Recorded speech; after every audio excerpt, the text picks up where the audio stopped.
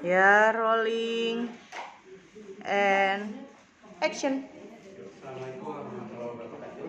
Waalaikumsalam. Terima kasih atas waktunya. Izinkan saya menyampaikan presentasi perspektif yang judul pembelajaran menarik. Sebelum itu mungkin Bapak sekalian kalau dijawab ya, ada cuaca mendung, kemudian sudah agak siang, waktunya tidur untuk pada yang tidur malah. Ya. Sebutkan satu negara di dunia ini yang hanya dihuni oleh 2 perempuan. Vatikan. Negara satu negara yang hanya dihuni oleh 2 perempuan. Vatikan. Kan ya? Vatikan mah laki semua ya? Filipina, Malaysia, Ayo. Negara apa? Inisial dulu Pak, inisial dulu. Indonesia. Negara apa? Taluk. Italia, Ita dan Lia. Oh iya.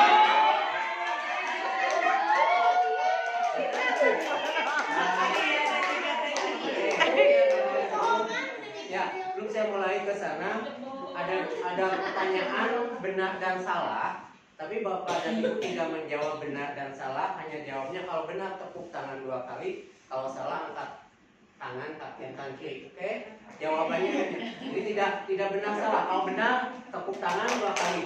Kalau salah, oke. Ya. Izin saya tadi pinjam HP Bu bisa kan saya dipakai ini. Yang pertanyaan pertama, pembelajaran mendalam adalah kurikulum baru yang menggantikan kurikulum merdeka. Oke, jawabannya sip. Ya, nomor 2, tujuan utama pembelajaran mendalam adalah agar siswa memahami konsep secara bermakna dan mampu menerapkannya dalam kehidupan nyata. Oke. Yang ketiga, dalam pembelajaran mendalam, guru berperan sebagai fasilitator yang membimbing siswa menemukan pengetahuan sendiri. 1. Oke.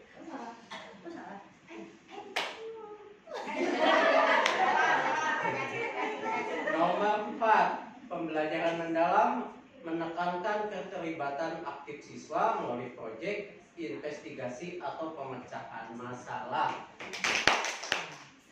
Oke. Nomor 5, asesmen dalam pembelajaran mendalam hanya dilakukan di akhir pembelajaran.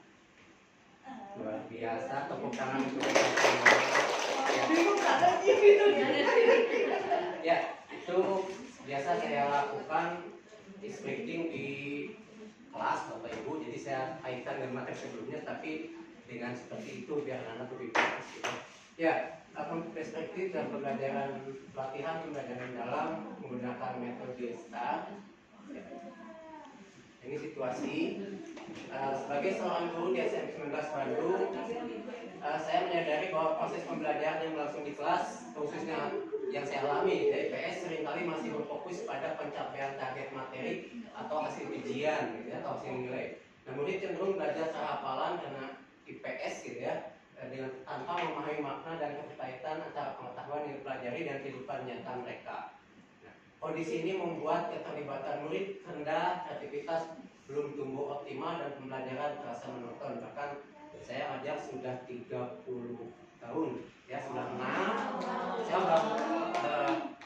merasa aneh tahun ini, gitu ya, ketika saya suka pakai fisis Bapak Ibu, pengalaman nyata di kelas 9 kuliah si Yusuf teh sudah apa ya? Apa? Yusuf yang tinggi, Yusuf yang Muhammad Yusuf. Muhammad Yusuf 9C. Ya, mohon maaf bisa sebutkan identitasnya tapi Bapak Ibu jangan kenal. Ketika saya kebetulan oleh Bu Lia dikasih jam 8.9 Bu. Yang gitu. Tapi saya tidak pernah menolak, nggak apa-apa, biar sama aja kan. Nah, ketika saya masuk saya kasih fisis karena semain game suka tuh. Dan saya diri asen awas saya kasih. Bukan fisis, waduh kan itu game seru itu sebenarnya. Yusuf kerjakan, bingung Bu. Kenapa kamu diam? Gak bisa, saya jawab siapa bapak. Baru pertama kali anak suruh di soal gurunya harus jawab. Bingung. Dia harus jawab siapa? Bapak apa yang harus jawab katanya. udah kamu ke perpustakaan. Saya pikir dia enggak ke perpustakaan, ternyata belajar di perpustakaan. Jadi luar biasa kan anak sekarang. Jadi kalau disuruh itu mau gitu kan. Ya, baru pertama kali saya selama 30 tahun ngajar, tapi setelah itu ketemu minggu depan, alhamdulillah dia sampai sekarang lulus gitu. Tanda petik dia nggak pernah menentang lagi gitu kalau disuruh. Oke, nah dari situ melihat situasi tersebut, saya merasa perlu melakukan perubahan pendekatan pembelajaran dengan lebih tidak hanya memahami pelajaran secara kognitif, tapi juga mampu memainkan dengan sikap dan bertanggung. Ketika saya berkesempatan pada waktu itu bulan Juli ya boleh ya, kita ada info akan ada pelatihan ini, nah, katanya ada pelatihan karena di sini diminta katanya humaniora dan eksak kalau tidak salah ya. Waktu itu ke kampus ya, kampus. Gimana kalau IPS saya? Ya, April ya, IPS saya harus saya tematikanya Bu Rizka, IPA-nya Bu Lia. Kan IPS banyak Bu yang muda-muda tapi Kenapa yang horor? ya, nggak tahu kenapa. Jadi kalau bapak ibu mah ditunjuk gitu ya. Kalau saya mah juga diri Bu. Jadi begitu ada istilah apa pembelajaran mendalam gitu ya. Saya nggak paham gitu, nggak ngerti. Banyak ketika itu udah ada yang lebih hebat IT-nya di IPS itu Bu Siska, Bu Kiki, kedua guru muda. Tapi saya dulu sama dulu gitu kan itu. Dan saya ingin bentar lagi pensiun, ya mudah-mudahan di akhir pensiun saya itu saya tidak mengecewakan gitu. Sebab saya punya idola guru IPS satu Pak Ahmad, sampai dia mau pensiun ke laptop masih pegang. Itu orang baru itu sampai mau pensiun luar biasa kan. Biasanya kalau yang dulu mana tapi dia semua yang mau pensiun biasanya agak melempem gitu ya. Beliau udah Alasannya karena ada itu. Nah, saya nggak mau seperti itu karena ada satu Pak Ahmad yang itu senior saya seperti itu kondisinya. Makanya ketika ada pelajaran mendalam saya dulu gitu kan, aku saya dulu lah IPS-nya biar nanti adik-adiknya mah masih panjang gitu kan, takutnya nanti ketika di akhir pembelajaran mendalam saya bingung gitu. Saya nggak mau bertanya ke anak muda, bukan gengsi tapi kan masa kalau tanya bukan gengsi tapi gak etis gitu biasanya. Ya sama aja. Sama. Iya. Oleh karena itu ketika kesempatan pelatihan pembelajaran mendalam saya akan berikut, saya melihat sebagai momen yang penting gitu mendalam, momen tentang bagaimana kita pembelajaran bermakna, memuliakan dan mengembirakan bagi murid. Sebab ini bahasa baru bagi saya gitu kan, menggembirakan bagi murid. Sementara apakah harus tertawa terus belajar gitu?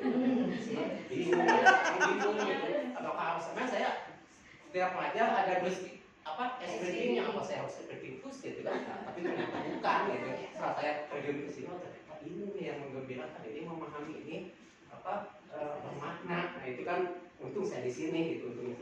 Nah tantangannya saya ambil 3. Tantangan dalam pendalaman di kelas, banyak murid yang belum terbiasa harus belajar menuntut refleksi, berpikir kritis dan keterlibatan aktif. Jadi ketika tahun lalu saya di supervisi oleh Bapak Ibu Kepala Sekolah, ternyata satu yang masih belum aktif, jadi semua peserta ini belum aktif gitu, hanya bahasa tertentu gitu. Jadi masih tantangan buat saya. Yang kedua, dalam perencanaan pembelajaran, merancang pembelajaran yang memerlukan waktu dan kreativitas. Nah ini ketika kita dihadapkan ada satu lagi perubahan, ini juga memerlukan waktu gitu kan. Apalagi kalau saya nggak ikut di sini, tiba-tiba kemarin juga muncul lagi yang buku panduan itu baru lagi Bu ya, dari RPP sekarang ke PPM. Nah kalau saya nggak kesini mungkin saya kalau tertinggal lagi gitu. Itu tantangan juga. Apalagi yang ketiga, tantangan yang ketiga kebiasaan belajar dulu, beban administrasi dan jadwal padat membuat proses itu saya akui gitu, bahwa di dalam pembelajaran yang suka saya lupakan saya maksud adalah refleksi gitu. Bukan tidak disiapkan, di RPP mah ada gitu, cuma pas pelaksanaannya. Nah, waktu kemarin juga pada saat supervisi kata Bu Siska itu Pak, kok ada refleksi? Kan nggak ada, seperti RPP mah nggak ada, tapi kan waktunya udah ya gimana gitu kan. Terutama karena ketika didiskusi anak-anak agak lambat gitu ya. Nah itu tantangan yang saya tampilkan Bapak Ibu.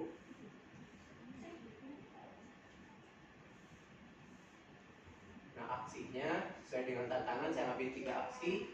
Yang pertama, memperdalam pemahaman konsep ya. Tentunya dengan pelatihan ini saya semakin mulai memahami bahwa seperti itulah yang disebut dengan pembelajaran mendalam. Mudah-mudahan saya bisa menerapkannya di kelas terutama. Minggu depan mungkin saya juga akan ikut di open kelas saya udah satu kali saya Diska dan Mulia itu kasih tugas open class di kelas oleh kepala sekolah. Jadi minggu depan yang siklus kedua ya Bu ya, kita siklus kedua mungkin saya akan coba perbaiki.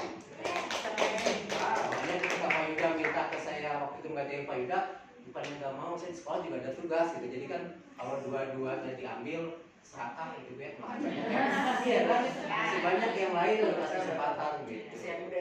Iya.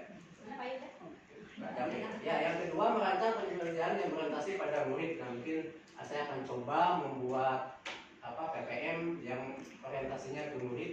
Dan sudah saya coba sekarang mungkin sudah ada tiga PPM yang saya buat, mudah-mudahan bisa dilaksanakan di kelas.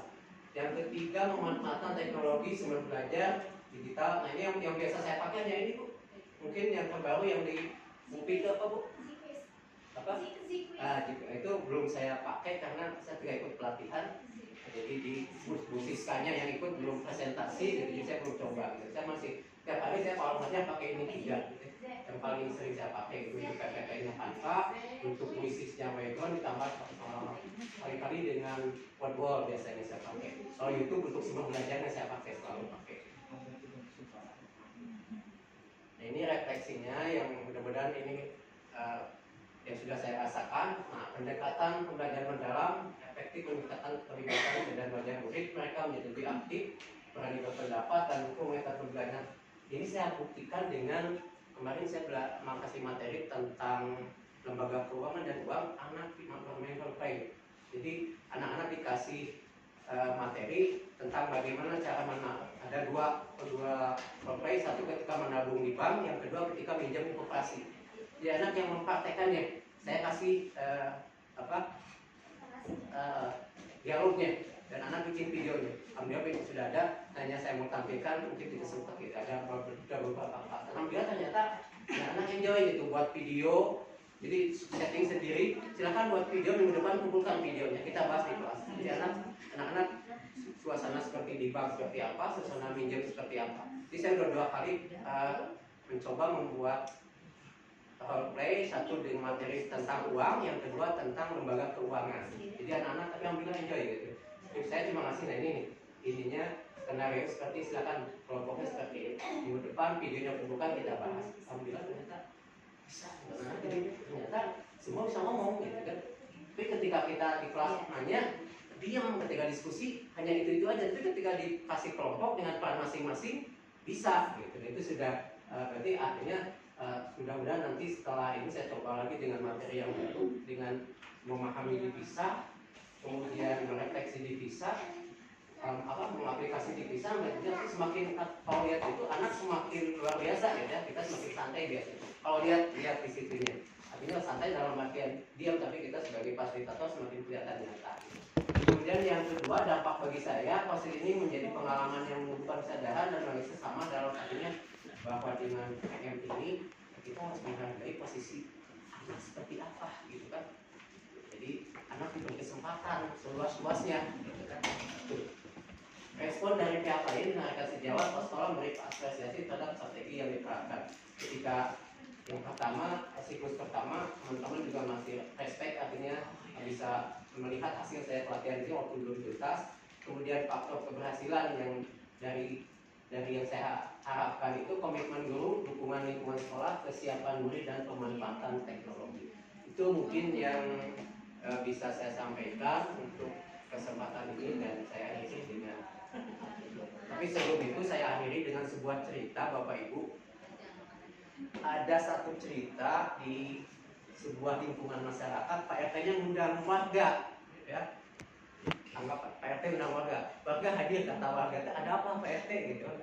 Ini saya mau undang Bapak Ibu mau rapat. Rapat apa? Kata kemarin saya ke dokter beli obat. Di petunjuk itu, gitu kan, harus rapat. Kalau saya mau sembuh, gitu.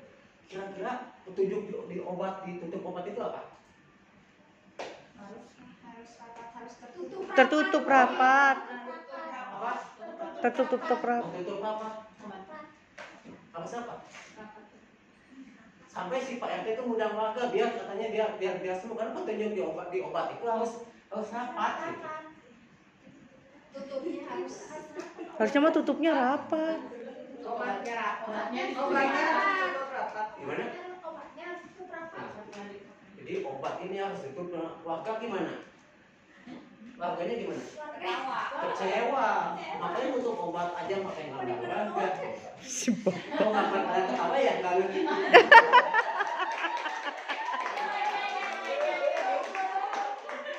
Jadi di obat itu kan tutup dengan rapat. Jadi supaya itu biar sehat, dia mengundang warga, menutup obat dengan rapat.